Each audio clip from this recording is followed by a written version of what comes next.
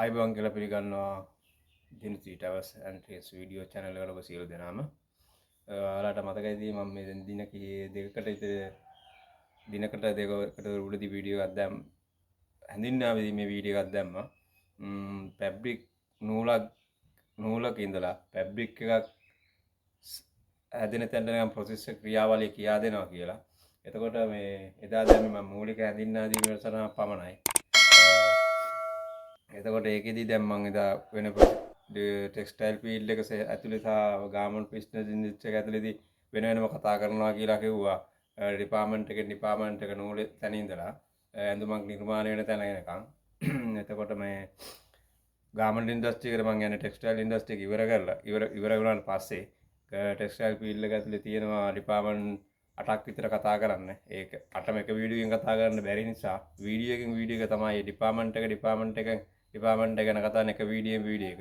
අද තමයි මේ පළවෙනි වීඩියෝ එක මම මේ ඔයාලට දෙන්න හදන්නේ නිටින් ඩිපාර්ට්මන්ට් එක ගැන. ඒකේ මම පොඩි වීඩියෝස් ටිකක් පොඩි වීඩියෝ ක්ලිප් එකක් ෆොටෝස් ටිකක් හදාගත්තා ඔයාලට පෙන්වන්න ඕන නිසා. එතකොට මම දැක්ක කීප දෙනෙක් සබ්ස්ක්‍රයිබ් කරලා තිබ්බ channel එක. ඒ වගේ කීප දෙනෙක් හිටියා. අපේමයි මට බර ලොකු කට්ටියක් අවශ්‍ය නැහැ. මම දන්න දේ දැනුමක් මම දන්න දේ තමයි උගන්වන්නේ. ඒතකොට එක්කෙනෙක් හරි ඒ දේ අරගෙන මම අර වැඩතරණ කිව්වා වගේ අරගෙන අර වගේ මේ කොහෙන් හරි මොකක් හරි ජොබ් එකකට ජොයින් වෙලා දෙයක් ඔලුවට දාගෙන ඉදිරියට යනවා නම් ඒ මට ඇති. එතකොට ඔයාලට කියන්න ඕනේ මොකද්ද අද කතා නිටින් ඩිපාර්ට්මන්ට් එක සම්බන්ධව නිටින් ඩිපාර්ට්මන්ට් එකේ ක්‍රියාවලිය තමයි කතා කරන්නේ මුලින්ම. ඊට පස්සේ ගාව ප්‍රොසෙස් එකට යන්නේ. ඒක නිසා මේ වීඩියෝ එක සබ්ස්ක්‍රයිබ් කරලා තියාගන්න. සහ ඊට එහා පැත්තේ තියෙන බෙල් අයිකන් එක ඕල් කරන තැනට දාගන්න. මොකද එතකොට ඔයාලගේ ඊගා කතා කරන ප්‍රොසෙස් එක මේ ඔයාලට මම ඉක්මනින්ම ඒකත් අප්ලෝඩ් කරනවා. ඔය ගොඩක් ටයිම් කාලය ගන්න නැහැ. ළඟ ළඟ වීඩියෝ ටික අප්ලෝඩ් කරනවා. ඔයාලට බලා ගන්න ඕනේ නේද? බෙල් අයිකන් එකත් ඕල් කරලාම තියාගන්න. එතකොට ඔයාලට දාන වීඩියෝ එක නොටිෆිකේෂන් ආලා ඔයාලා ළඟටම ටක් ගාලා ගෙන්න ගන්න පුළුවන්. හරි. එහෙනම් අපි යමු වීඩියෝ එකට. මේ මම හිතන්නේ මේ දැන් ඔයාලට මම කතා කරන සිද්ධියත් එක්ක මේ මම ඔයාලට පේන්නේ නැති වෙයි. මොකද ඔයාලට මම රූපලාම වීඩියෝස් පෙන්වන්න ඕන නිසා තමයි මම මේ ස්ක්‍රීන් එක ෂෙයා කරලා තියෙන්නේ. එතකොට අපි දැන් කතා කරන්නේ නිටින් ඩිපාර්ට්මන්ට් මුලින්ම කියන්න ඕන අමතක වෙන තැනක් තියෙනවා නම් ලියා ගන්න. පොතක් පෑනක් අනිවාර්යයෙන්ම ළඟ තියා ගන්න. ඊට අමතරව ඔයාලට නොතේරෙන තැනක් තිබ්බොත් අනිවාර්යයෙන්ම කමෙන්ට් එකක් දාන්න. මම ඒකට කමෙන්ට් එකට රිප්ලයි කරනවා.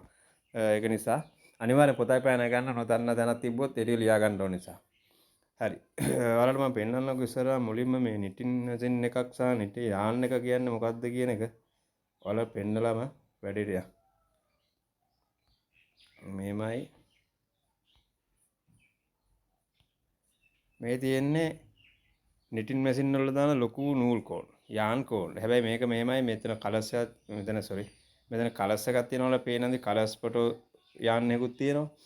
එතකොට මෙතන තියෙන සුදු පාට එකකුත්. හැබැයි කොයිම වෙලාවකවත් නිට් කරන ෆැබ්‍රික් එකට මෙන්න මේ කලස් එක අදාළ මේ තියෙන යාන් කෝන් දාලා ෆැබ්‍රික් නිට් කරන්නේ නැහැ. ඔය නිට් මේක අපිට අවශ්‍ය කලර් එකට ගන්න මේ ඩයින් ප්‍රොසෙස් එක මේ ටෙක්ස්ටයිල් ෆීල්ඩ් එක ඇතුළේ වෙනම තියෙනවා. ඒක මම වෙනම වලට මම ඒක කතා කරනවා. ඉතින් හැම වෙලාවෙම පාවිච්චි කරන්නේ මෙන්න මේකේ සුදු පාට නූලක් සහිත කෝන් එක තමයි පාවිච්චි කරන්නේ. එතකොට මෙන්න තියෙනවා ඔයාලට බලා ගන්න නිටින් මැෂින් එකක් වර්ග කීපයක් තියෙනවා. මේ එකක්. ඊට මේ තව එකක්. මේ තියෙන තවත් නිටින් මැෂින් එකක්.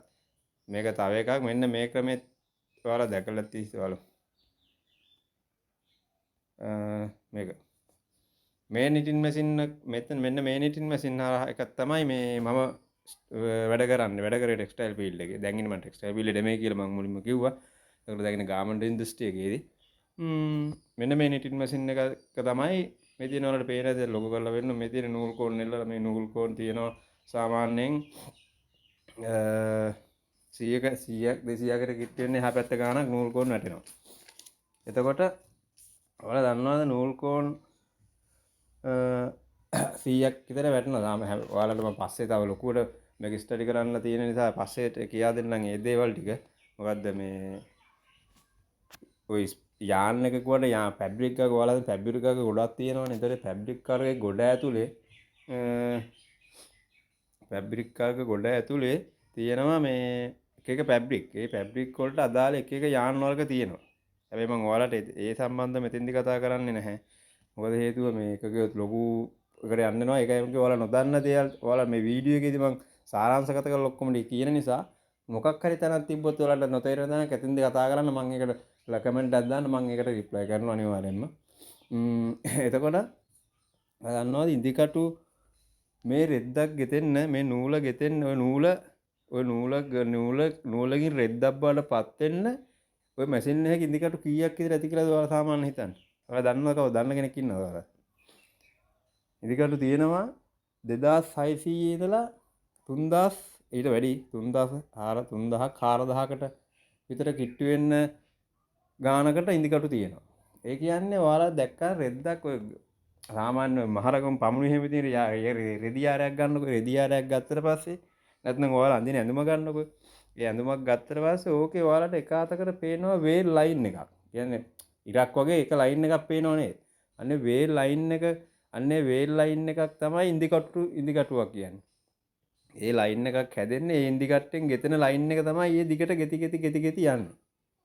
ඒතකොට ඉදිකටු 3000කට 4000ක් විතර ඕනේ මැෂින් එකකට මෙන්න මේ මම ඔයාලට පේනවා වගේ මෙන්න මැෂින් එකක මෙන්න මේ ඔයාලා මේ පේනවා මේ කෑලි ටික මේ එක පැත්තක් විතරයි පේන්නේ වටේට මෙන්න කළු පාට කෑල්ලක් පේනවා මේ කළු පාට කෑල්ල වටේටම මෙන්න මේ උඩින් ඉදිකටු හවු වෙලා තියෙන මැෂින් එකේ ප්‍රමාණයට ඔක වෙනස් වෙනවා ඊට වඩා අමතරව වෙනස් වෙනවා මොකද ෆැබ්‍රික් එකේ විත් එක වැඩි වෙන්න පාවිච්චි කරන ඉදිකටු ප්‍රමාණය වැඩි. එතකොට විත් එක අඩු වෙන ෆැබ්‍රික් එකක් නම් ඉදිකටු යූස් වෙන ඉදිකටු ප්‍රමාණය අඩුයි. ඒ වගේ තමයි ඕක වෙන්නේ. එතකොට මේ ඊට පස්සේ ඔයාලා වෙනස් ඉදිකටු එච්චර ප්‍රමාණයක් විතර යනවා. එතකොට මේ ඔය රෙද්දේ ඔබ ඔයාලට මම පොඩි වීඩියෝ එකක් තියෙනවා එකක් පෙන්නලම ඉන්න. එතකොට ලේසි ඔයාලට මේ තියෙන්නේ නිටින් මැෂින් එකක ක්‍රියා කරන ආකාරය රෙද්දක් වියන විදිය. එන්න බලා ගන්න මම ඉතල වීඩියෝ එක ඔයාලට දෙන්නවා. මේක මේ යාන් ෆෝන් එක ගෙල්ලලා තියෙනවා. ගෙලම යාන් කොල්ලේ උඩින් එනවා නූල ඒක ඔයාලට තේරෙන්නේ නැති වෙන උඩ තියෙනවා. මම අර කියන තවත් නූල් වර්ගයක්. සමහර ෆැබ්‍රික් වල නූල් වර්ග දෙකක් විතර පාවිච්චි කරනවා. ලයිට් කරලා කියලා ඔකට කියන ඩිස්ටන්ස් එක ගන්නවා. මේ ඇතුලෙන් ඔයාලා තියෙන රෙද්දක් ඔය ඇතුලේ තමයි රෙද්ද වියන්නේ. මේ මෙතන ඉතින් කරගෙන පෑන් දෙකක් වෙලා අස්සගේ හරියට බත් එක ඉදිරි කරලා ගන්න. ඒ ඇතුලේ තමයි රෙද්දක් තියෙන්නේ. ලොකු රෝලක් තිබුණා ඔක මික්ස් වෙනවා. අර මැෂින් එකක් දැකලා ආව පල්ලෙයාව. නූල ඇවිල්ලා රෙද්දක් ඉතින් වටේට දිනවා. ඒ ඇතුලේ ඒක තමයි මේ සම්මත ගානක් තියෙන අර සම්පූර්ණ රෝලක් එක සාමාන්‍ය කිලෝ හරි දැක්කනේ. එතකොට මම ඔයාලට කියන්නම් මෙන්න මේකෙදි තමයි මේ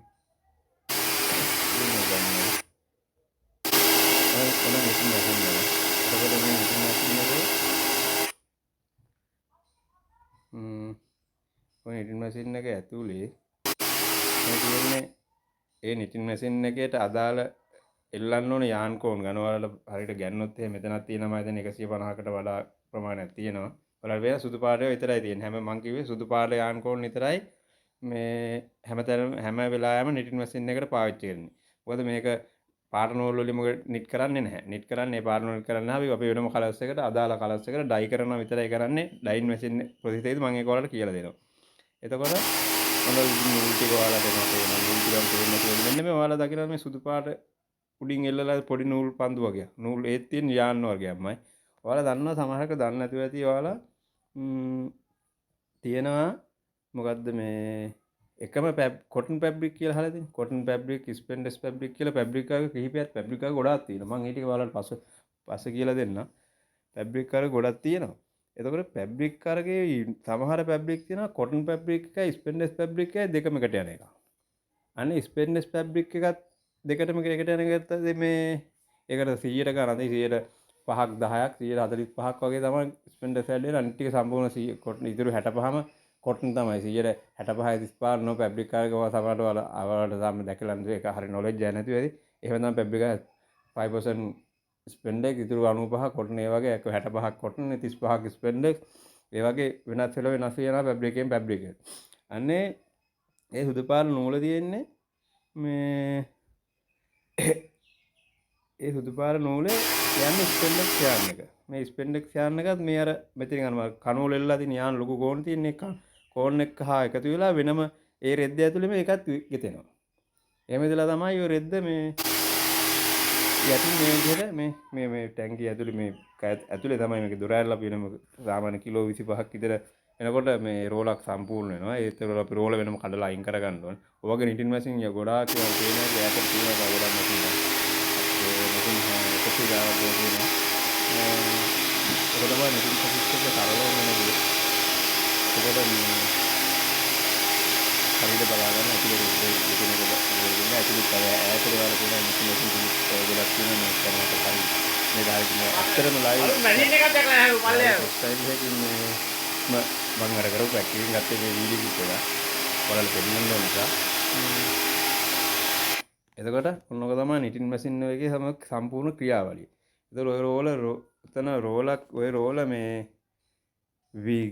සාමාන්‍ය කිලෝ 25ක් විතර ප්‍රමාණයක් එද්දි වෙනකොට කපලා අයින් කරනවා. ඊට පස්සේ තා රෝලක් නිටනවා. සාමාන්‍ය මැෂින් එකකින් එක දවසකට රෝල් නිෂ්පාදනය වෙන්නේ රෝල් උඩරිම 5යි 6යි ඔක වෙනස්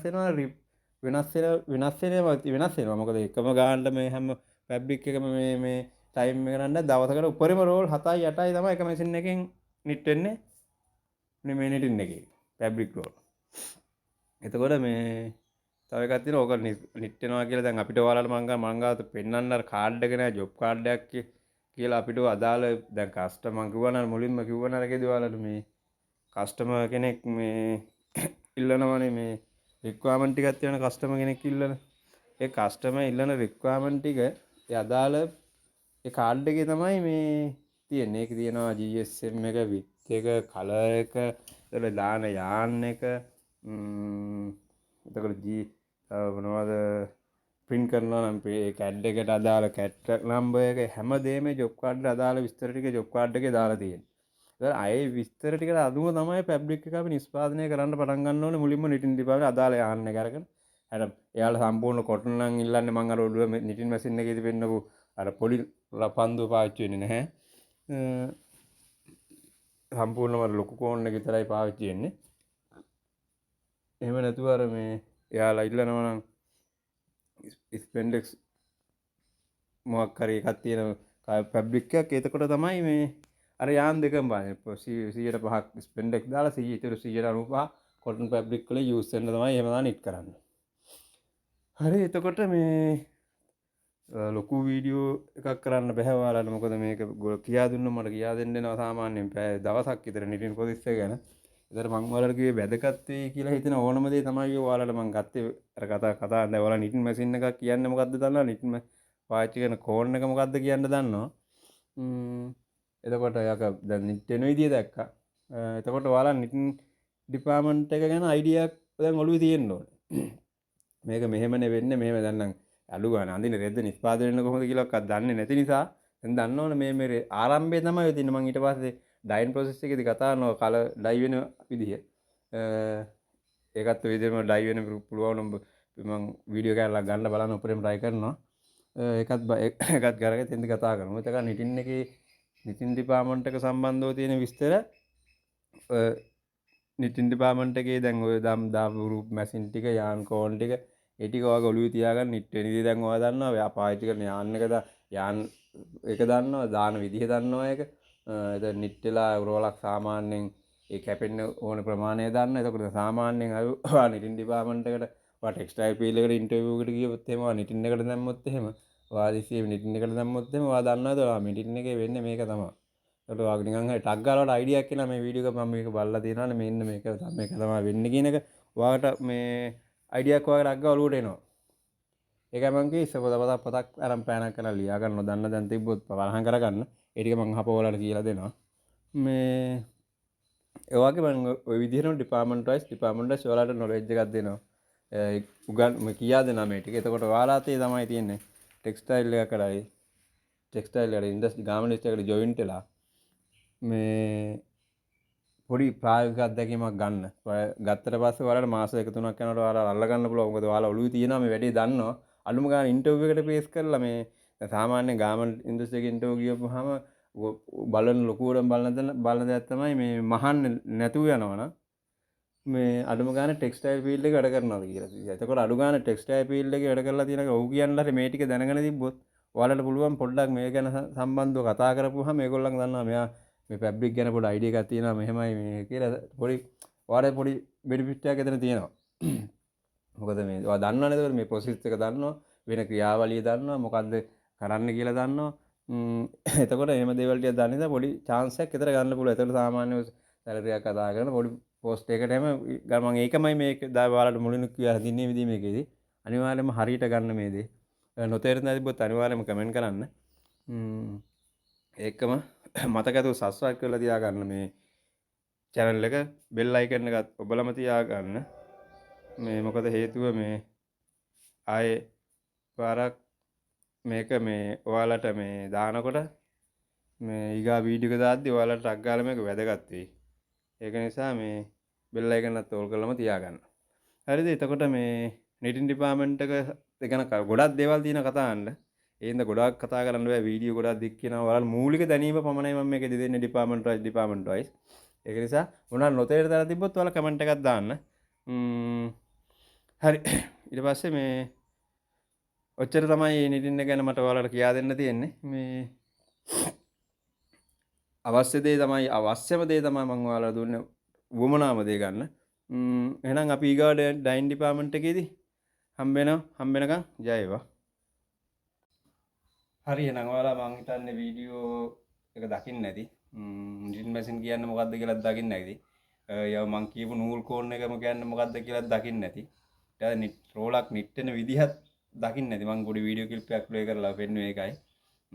අයිඩියා ගන්න පුළුවන් තැනට අවශ්‍ය කරන ප්‍රධානම මූලධර්ම ටික තමයි මම ඔයාලට කතා කරේ. ඔතින් පල්ලයට කතා කරන්න කිව්ව ලොකු වපසරියක් තියෙනවා කතා කරන්න ලොකු වීඩියෝ කරන්න වෙනවා. එහෙම කරන්න ටයිම් යනවා.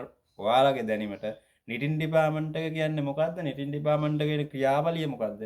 කියන එක තමයි මම ඔය ප්‍රොසෙස් එකේ උවමනාව ටික තමයි ගත්තේ කතා කරන්න.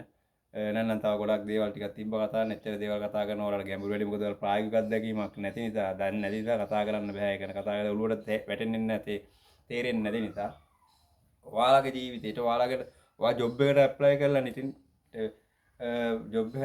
knitting department එකට හදිස්සියෙන් HR එකේ knitting department එකට දැම්මොත් ඔයාට දකිනකොටම මතක් වෙනවා මම මේ දේවල් ටික බලලා තියෙනවා මේ දේවල් ටික ඉගෙනගෙන තියෙනවා මම මේ දේවල් ටික දාලා මෙන්න මේ දේ වෙන්නේ කියන එක ඔයාගේ ඔළුවට එන්න ඕන කියන ප්‍රොසෙස් ටික තමයි මම ඔය දාලා තියෙන්නේ knitting department එකේ.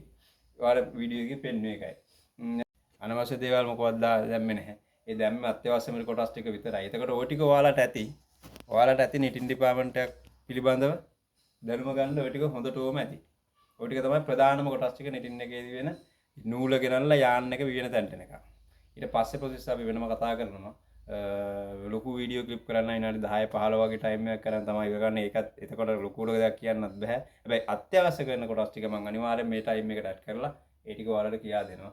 මම හිතන්නේ ලියා ගන්න නැති පොතක් පෑනක් කරලා ලියා ගන්න නැති අත්‍යවශ්‍ය කෙනෙක් ඉන්නවනම් දැන් ඔයාලට හදිස්සිය හරි මොකක් හරි දෙයකට ජොබ් එකට ඇප්ලයි කරත් knitting කියන්නේ මොකද්ද? knitting එක එන්න ඔයාලා හැමදාම අඳින රෙද්ද ඇඳලා හැදෙන දේ දැන් දැක්කනේ. ඒ දැන් දැක්ක රෙද්ද හැදෙන්න කොහමද? රෙද්ද හැදෙන්න කොහමද? රෙද්ද නූල් එන්න කොහමද? නූල් වර්ග කීයක් තියෙනවද?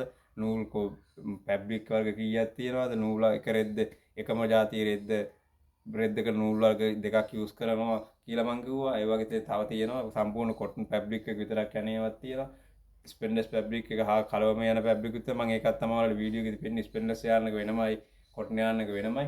එතකොට වාගේ ඒ දේවල් ටික ඔයාලට ඇති ඔලුවට දාගත්තාම ලොකු නොලෙජ් එකක් ගන්න නැතු වුණාට අත්‍යවශ්‍ය කොටස් ටික මම ඒකට අන්තර්ගත කරලා තියෙන්නේ.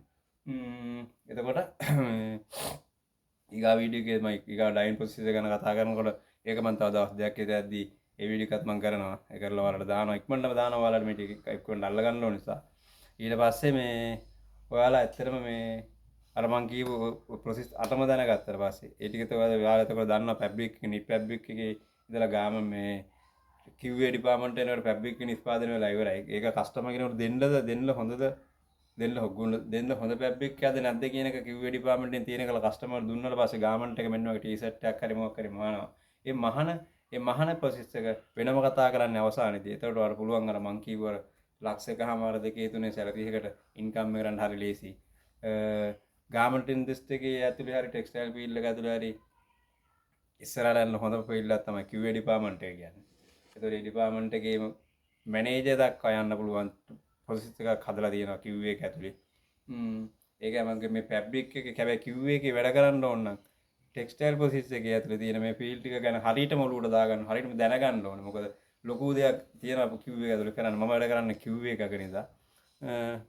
මම දැන් ඉන්නේ S1 ලෙවල් එකේ.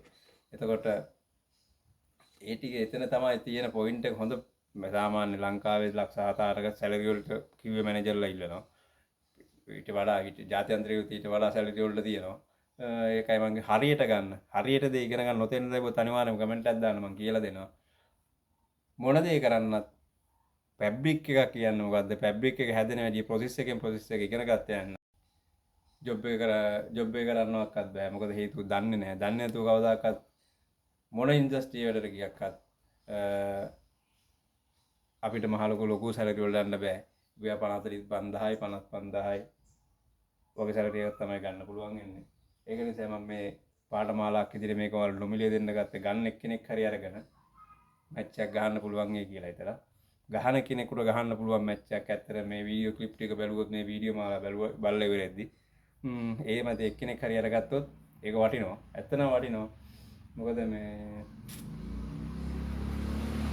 ඒ දේවල් ටික හරියට කරා යන්න. අපි ලබන සතියේදී හම්බ වෙනකන් මතක ඇතුව subscribe කරලා තියාගන්න channel එක. සහ ඒ පිටපතේ බෙල් අයිකන් එකත් ඕල් කරලාම තියාගන්න. මොකද ඊගා දාන වීඩියෝ එකත් ඔයාලා ඉක්මනින්ම වගේ notification එක ඔයාලා ළඟටම ගෙන්න නිසා. එහෙනම් අපි ඊගා වීඩියෝ එක හම්බ වෙනකන් ඔක්කොම ජය වේවා.